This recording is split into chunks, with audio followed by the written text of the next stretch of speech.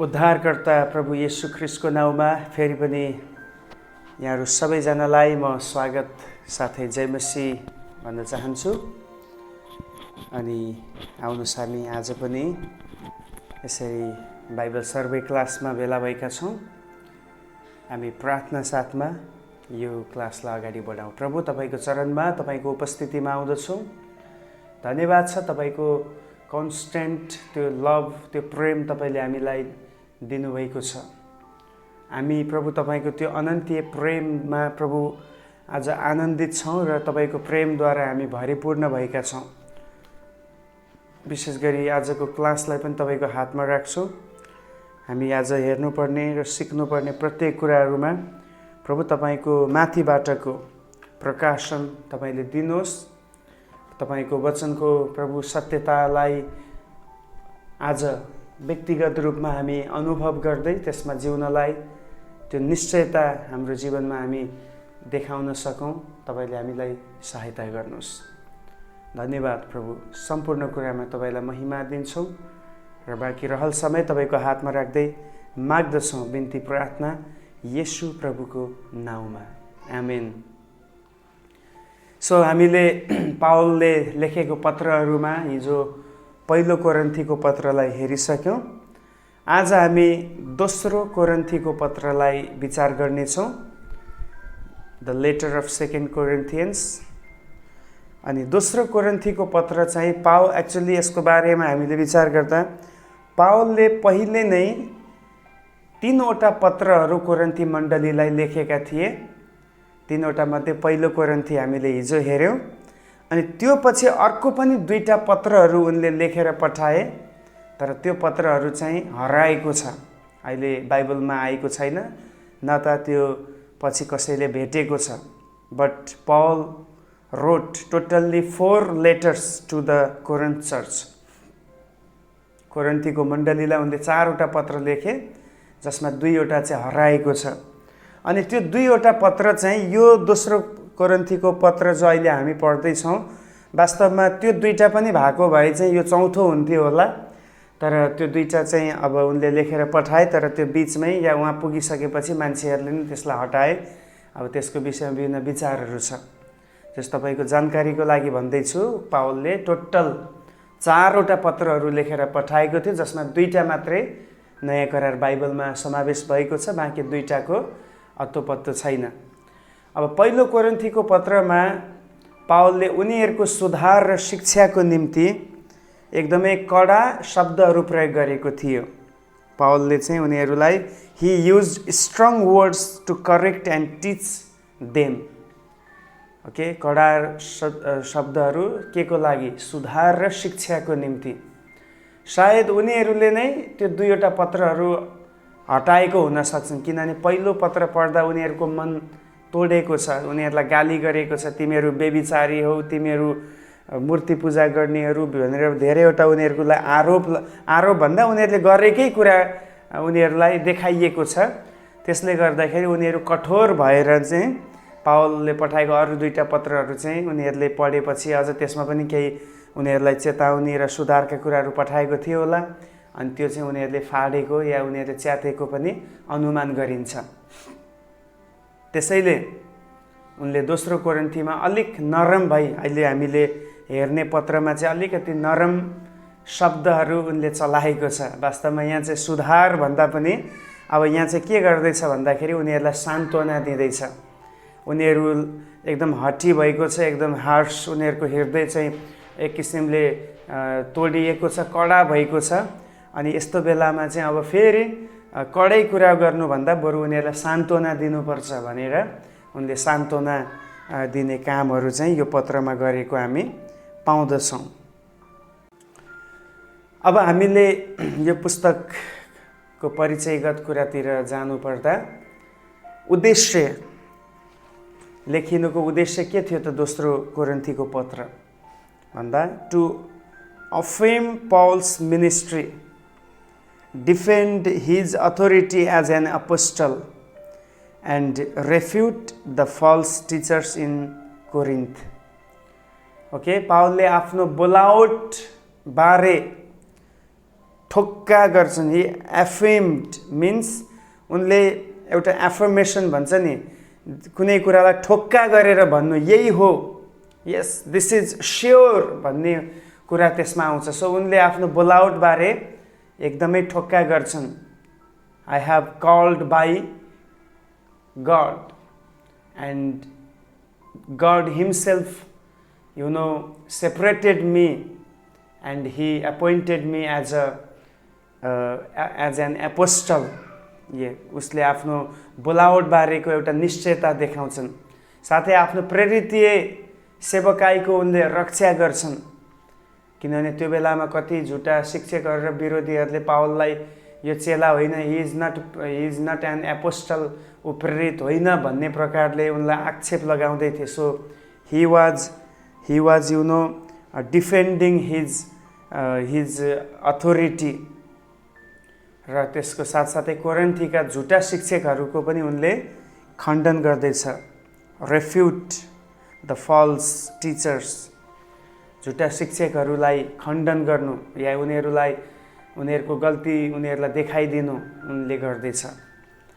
अनि यो पुस्तकको लेखक, अब यो पत्रको लेखक पनि पावल आफै हुन्, किनभने उनले लेखेको छ परमेश्वरको इच्छाद्वारा, 1:1 परमेश्वरको इच्छाद्वारा ख्रिस्ट येशूका प्रेरित पावल र हाम्रा भाइ तिमोथीबाट कोरिन्थीमा भएका परमेश्वरको मण्डलीलाई र साथै सारा अखैयामा भएका सबै सन्तहरूलाई।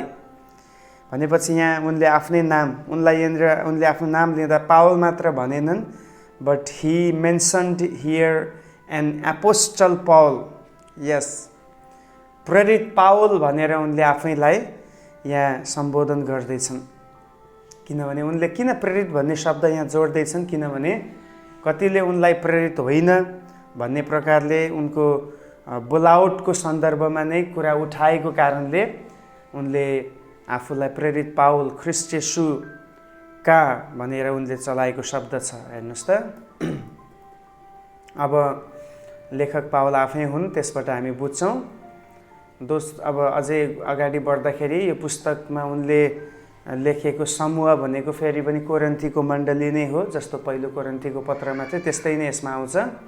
कोरिन्थीको मण्डलीलाई उनले सम्बोधन गरेका छन् र यो लेखिएको लेखन मिति भनेको चाहिँ अब 55 देखि 56 एडीको बिचमा।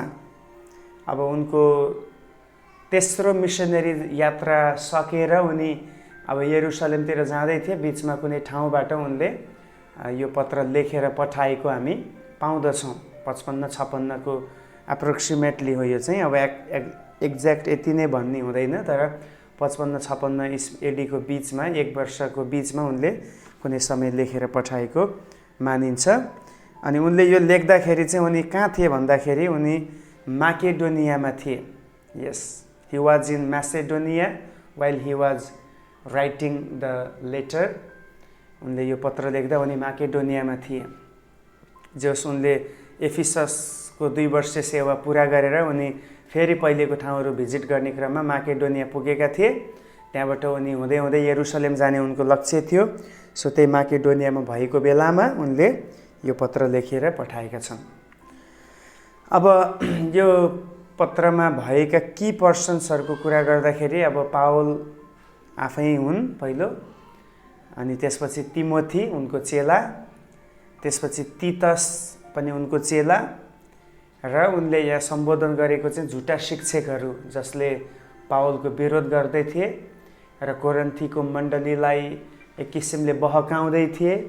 गलत डक्ट्रिनहरू, गलत कुराहरू मण्डलीभित्र ल्याएर मण्डलीलाई चाहिँ कमजोर र फितलो बनाउने काम गर्दै थिए। त्यो समयमा झुटा शिक्षकहरूलाई कडा चेतावनी दिएर उनले यो कुरा लेख्दैछन् कि तिमीहरू मात्रै, उनीहरूले चाहिँ आफूलाई के भन्थे, आफूलाई परमेश्वरको अभिषिक्त या परमेश्वरबाट पठाइएको भनेर भन्थे। पावललाई चाहिँ उनीहरूले इन्कार गर्थे। त्यसकारण पावलले दोस्रो कोरिन्थीमा बारम्बार म प्रेरित हुँ, म यस्तो हुँ, मैले यति दुःख सहेको छु, म यस्तो यस्तो ठाउँमा कष्ट भोगेको छु भनेर उनले एक किसिमले उनले आफैले पनि त्यो शब्द चलाए। म पागल जस्तै बोलिरहेछु, मूर्ख जस्तै भएर बोल्दैछु, मलाई मूर्ख केही समय हुन दिनुहोस् भन्ने प्रकारले उनले भन्दैछ। भनाइको अर्थ उनको मन साह्रै टुटेको छ। उनले त्यति 18 महिनासम्म त्यो सहरमा बसेर यो मण्डली सुरु गरे, दिनरात भने नभनिकन।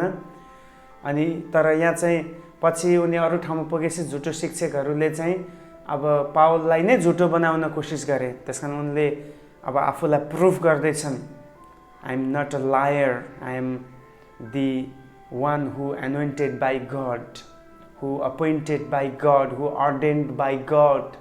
Yes, he was declaring, he was affirming about his calling. Yes, so उनले झुटा शिक्षकहरूलाई कडा रूपमा जवाफ दिएको छन्।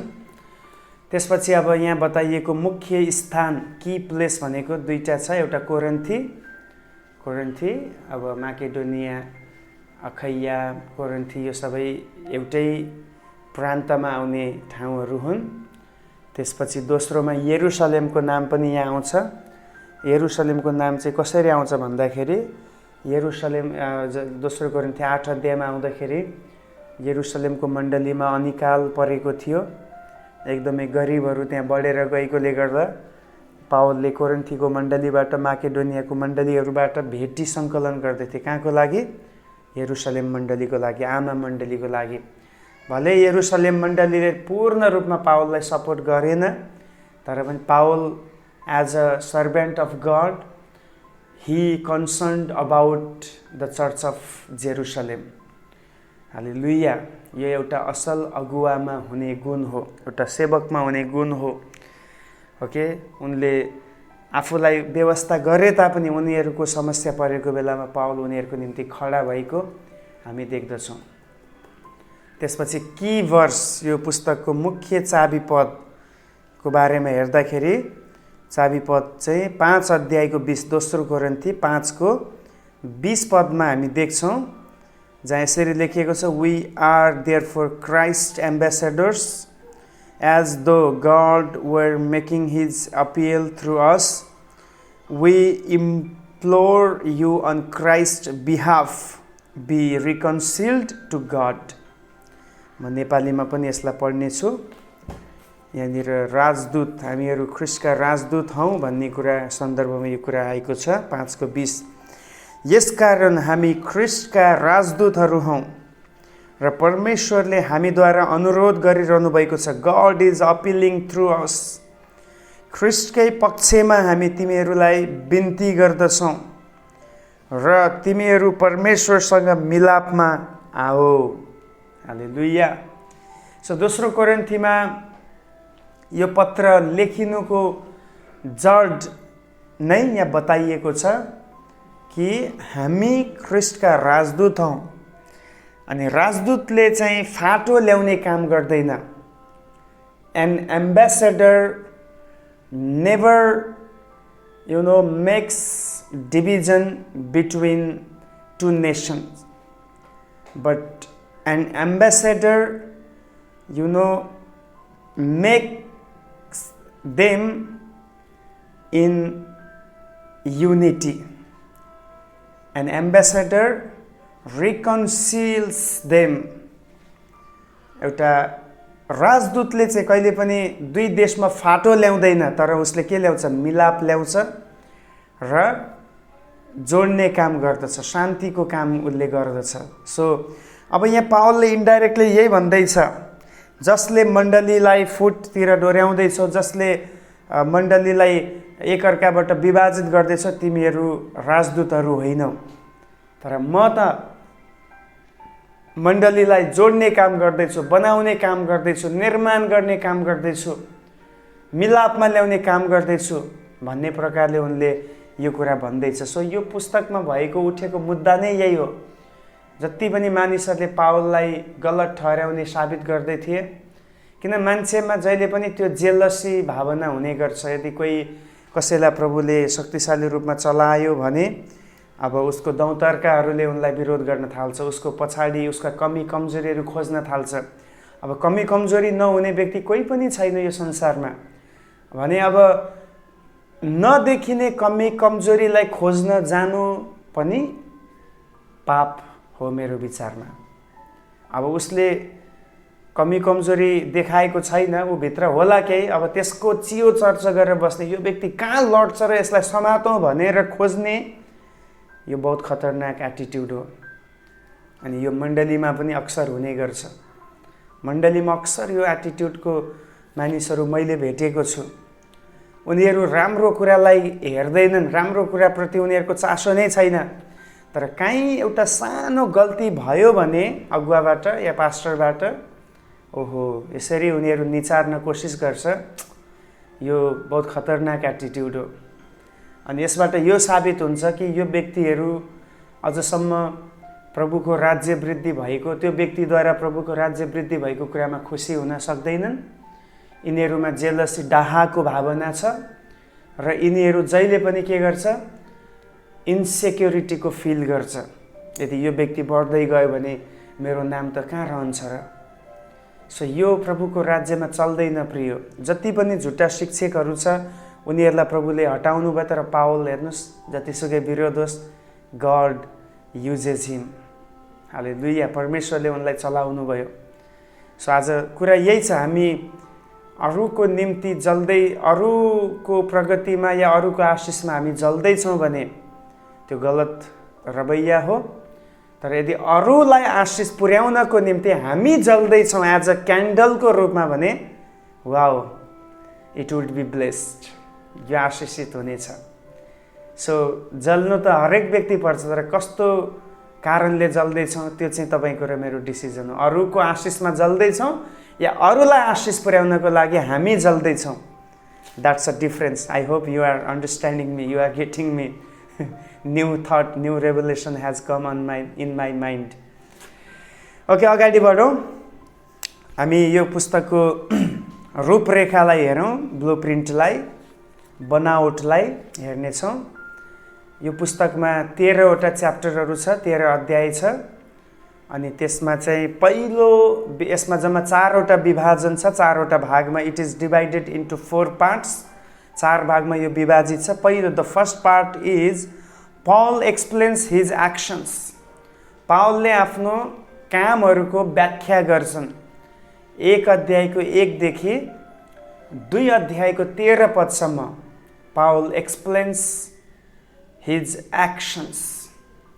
पावलले आफ्नो कामहरूको व्याख्या गर्छ। भनाइको अर्थ अब उनले त्यहाँनिर चाहिँ पावलले के गरे, कस्तो कस्तो प्रकारले सेवा गरे भन्ने प्रकारको कुराहरू उनको कामको विषयमा उनले यहाँ बताएको हामी पाउँदछौँ। उनी कहाँबाट कहाँ गए, कहाँ गएर कस्तो प्रकारले सेवा पुर्याए भन्ने कुरा उनले गर्छन्। अनि सेकेन्ड विभाजन, दोस्रो विभाजन भनेको चाहिँ हामी हेर्दछौँ, पावल डिफेन्ड्स हिज मिनिस्ट्री। पावलले आफ्नो सेवकाईलाई रक्षा गर्छन्। 2 अध्यायको 14 देखि 7 अध्यायको 16 पदसम्म पावलले के गर्दैछन्, आफ्नो सेवालाई डिफेन्ड गर्ने काम। किनभने चारैतिरबाट हमला हुँदैछ, पावलको सेवालाई मान्छेहरूले प्रश्न उठाउँदैछ। हिजोसम्म सताउने व्यक्ति आज यस्तो कसरी हुन्छ भन्ने प्रकारले आक्षेप लाउन खोज्दैछ। अनि त्यस कारण उनले आफ्नो सेवालाई डिफेन्ड गर्दैछ। I am not doing God's ministry by my own vision or own strength, but it is happening, it is doing only by the power of Holy Spirit. म आफै यो काम गर्दैछु, पवित्र आत्माको शक्तिद्वारा यो हुँदैछ। गड हिमसेल्फ युजिङ मी, परमेश्वर आफै मलाई चलाउँदै हुनुहुन्छ भन्ने प्रकारको कुरा गरेर उनले आफ्नो सेवालाई डिफेन्ड गर्ने काम गर्छ।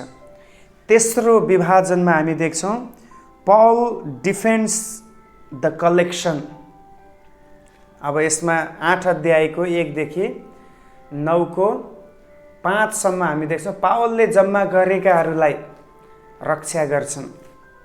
पावलले जतिलाई प्रभुमा जितेका थिए या प्रभुमा ल्याए, उनले जति पनि कुराहरू कलेक्ट गरे प्रभुमा, त्यो कुराहरूलाई उनले रक्षा गर्छन्, डिफेन्ड गर्ने काम गर्छन्। 8 देखि 9 अध्यायमा मिन्स उनले त्यहाँ अब सतावटका कुराहरू पनि ल्याउँछन् हैन। त्यसपछि यरुशलेमको मण्डलीमा सङ्कष्ट आउँदाखेरि चाहिँ त्यहाँ उनले सेवा पुर्याएको छ। यसमा चाहिँ विशेष फोकस गरेको भनेको चाहिँ जब यरुशलेम मण्डलीहरूमा समस्या आउँछ त्यो बेलामा उनीहरूलाई वास्ता गरेको, उनीहरूलाई त्यत्तिकै छोडेन, उनले भेटी पनि कलेक्ट गरेर पठाएको कुरा, डिफेन्ड गरेको होइन, प्रभुले जम्मा गरेकाहरूलाई प्रभुले रक्षा गर्ने काम गरेको छ। अनि आखिरी विभाजन छ, पावल डिफेन्ड्स हिज अथोरिटी। पावलले आफ्नो अधिकारलाई पनि रक्षा गर्छन्। 10 अध्यायको 1 देखि 13 को 14 पदसम्म हामी देख्छौँ, जहाँ चाहिँ पावलले आफ्नो अधिकारलाई रक्षा गर्छन्। किनभने मानिसहरूले उनलाई झुटो भनेर साबित गर्ने कोसिस गर्दै थिए। सो ही वाज एक्सप्लेनिङ, उनले ती कुराहरू व्याख्या गरेको छन्।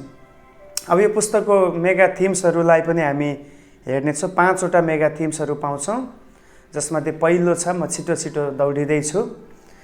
पहिलो चाहिँ छ ट्रायल्सको विषयमा। ट्रायल्स भन्नाले अब परीक्षाहरू भन्न सक्छौँ, कठिनाइहरू, गाह्रो अवस्थाहरू भन्न सक्छौँ। पावलले सेवकाईमा धेरै ठुलो परीक्षा, विरोध र सतावटहरूको सामना गरेको थियो। He experienced great suffering, persecution and opposition in his ministry. साथमा उनी आफ्नो व्यक्तिगत कमजोरीहरूसँग पनि लड्दै थिए। उनको शरीरमा पनि केही समस्या थियो, बिमारी थियो। त्यसकारण उनले प्रार्थना गरे, यो काँडा मबाट हटाइदिनुहोस्। याद गर्नुहोस्, अब सिंहासनलाई बोकेर हिँड्ने, तर केमा? शरीरमा। परमेश्वरलाई बोकेर हिँड्ने व्यक्ति शरीरमा भएको कारणले यो कतिचोटि गाह्रो छ। यो एउटा ठुलो विषय हो, a throne in the flesh. सिंहासन, स्वर्ग चाहिँ एउटा शरीरमा उत्रिएको छ भने अब शरीर, a flesh is weak. A throne is wonderful, but a flesh is weak. सिंहासन चाहिँ महान हुन्छ, विशाल हुन्छ, तर शरीर चाहिँ कमजोर छ। त्यसकारण कतिचोटि यो कमजोर शरीरमा प्रभुको महान कुराहरूलाई लिएर हिँड्दा हामी कतिचोटि थाकेको महसुस गर्छौँ। यी सबैको बिचमा पावलले परमेश्वरको विश्वासयोग्यताको घोषणा गरेका छन्। परमेश्वर विश्वासयोग्य हुनुहुन्छ र कठिनाइमा पनि उहाँले आफ्नो शक्ति प्रशस्त मात्रामा के गर्नुहुन्छ? दिन सक्नुहुन्छ। His strength is sufficient for any trial. Hallelujah.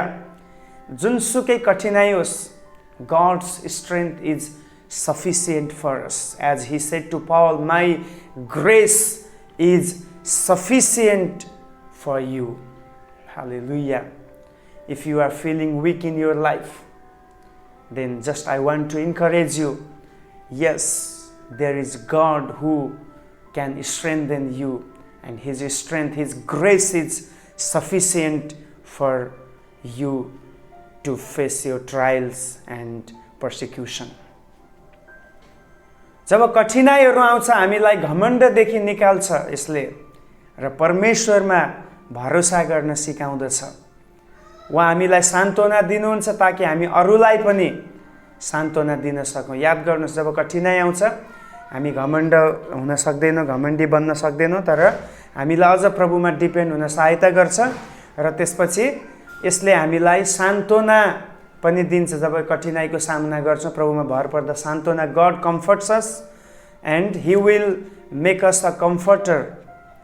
Okay, परमेश्वरले हामीलाई सान्त्वना दिनुहुन्छ र हामीलाई पनि सान्त्वना दिने व्यक्ति बनाउनुहुन्छ। That we can comfort others, हामी अरूलाई सान्त्वना दिन सकौँ। दोस्रो विषय, मुख्य विषय हामी देख्छौँ, त्यो हो मण्डलीको अनुशासन, church discipline. That is very important. पावलले मण्डलीय अनुशासनमा आफ्नो भूमिकाको रक्षा गर्छन्। यानि कि उनले आफ्नो भूमिका जो छ, Paul he was a great leader, so उनले आफ्नो अधिकारलाई चाहिँ त्यहाँनिर जोगाएका छन् कि अनुशासित हुनुपर्छ, अनुशासन चाहिँ मण्डलीभित्र हुनुपर्छ भन्ने प्रकारका कुरा उनले गरेको हामी देख्दछौँ। चाहे अनैतिकता होस् या झुटो शिक्षा, त्यसलाई व्यवस्था गरिनु हुँदैन। जुनसुकै गलत कुरा जब मण्डलीभित्र आउँछ, त्यो आएको समयमा त्यसलाई हामीले we cannot ignore it. Okay, हामी यसलाई इग्नोर गर्न मिल्दैन, सक्दैनौँ, किनभने यो चाहिँ सचेत गराउनु पर्ने र त्यसमा सुधार ल्याउनु पर्ने कुरा हो। ऊ वा उनी यानि कि जसले गल्ती गर्छ, चाहे पुरुष हो या स्त्री होस्, जब उनीहरूले पश्चाताप गर्छन् तब परमेश्वरले मण्डलीलाई पुनर्स्थापन गर्नुहुन्छ।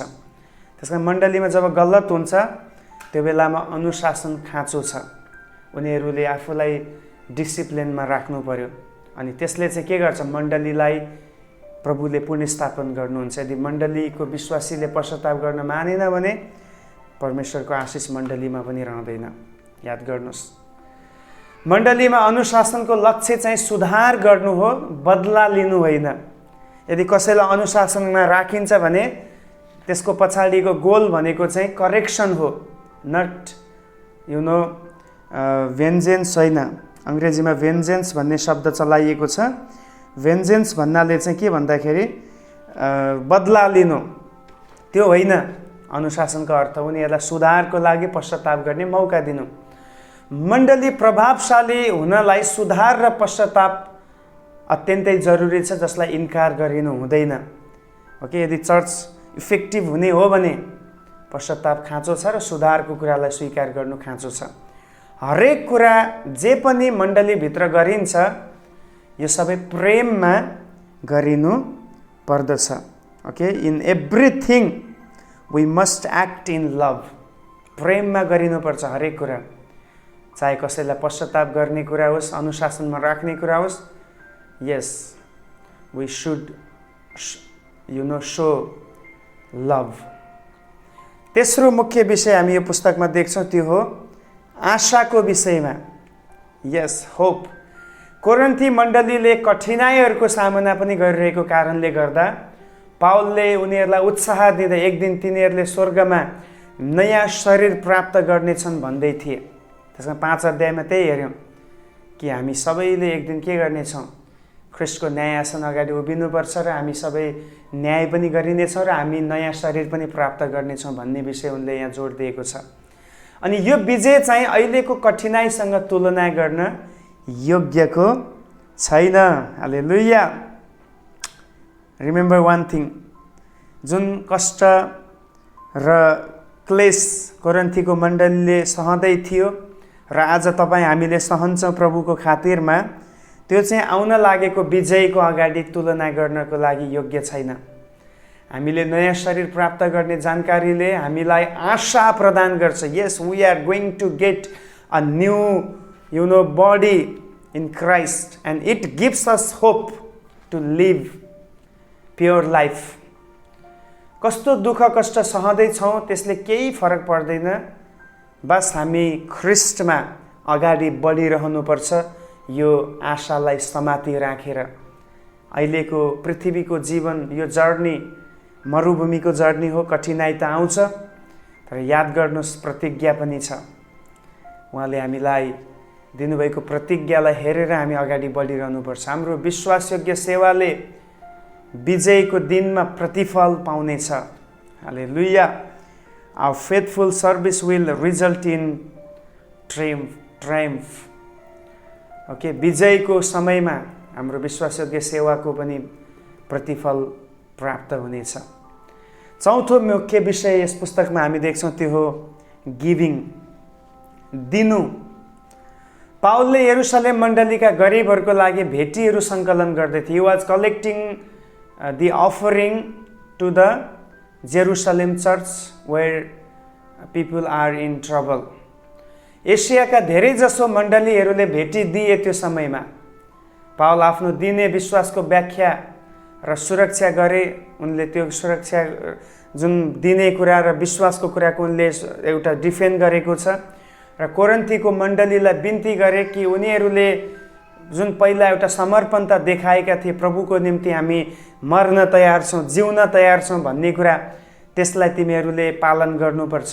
कठिनाइको समयमा तिमीहरूले भेटीहरू पठाउनुपर्छ भन्ने प्रकारको कुरा पावलले आफ्नो लागि मागेन, तर उनले यरुशलेम मण्डलीको लागि he was raising the offering। उनले भेटीहरूलाई उठाउँदै थिए। कोरिन्थी मण्डली जस्तै हामी पनि दिने कुरामा समर्पित हुनुपर्छ। यस, यदि हामी साँच्चै नै प्रभुलाई प्रेम गर्ने व्यक्तिहरू हौँ र मण्डलीलाई हामी प्रेम गर्छौँ भने हामी दिने कुरालाई पनि हामी लिन्छौँ।